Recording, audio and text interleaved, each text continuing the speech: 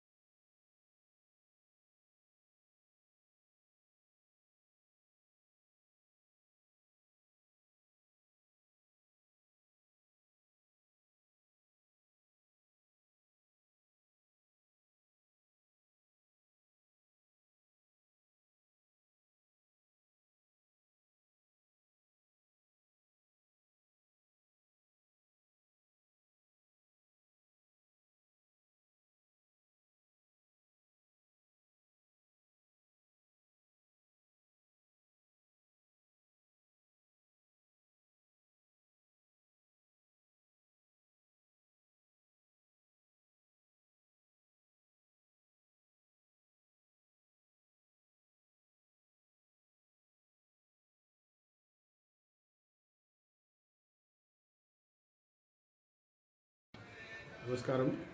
ఓం మాత్రే నమః.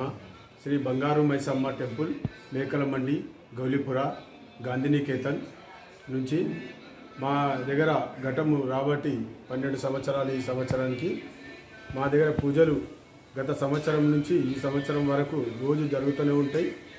ఈ సంవత్సరము మన ఘటం వచ్చిన నుంచి నిత్యము పూజా కార్యక్రమాలు, కంకేర్యాలు అన్నీ జరుగుతున్నాయి కాబట్టి నిన్న అమ్మవారికి ఉదయం అభిషేకము, మధ్యాహ్నం కుంకుమార్చన, సాయంత్రము అన్నదాన కార్యక్రమం కూడా జరిగింది.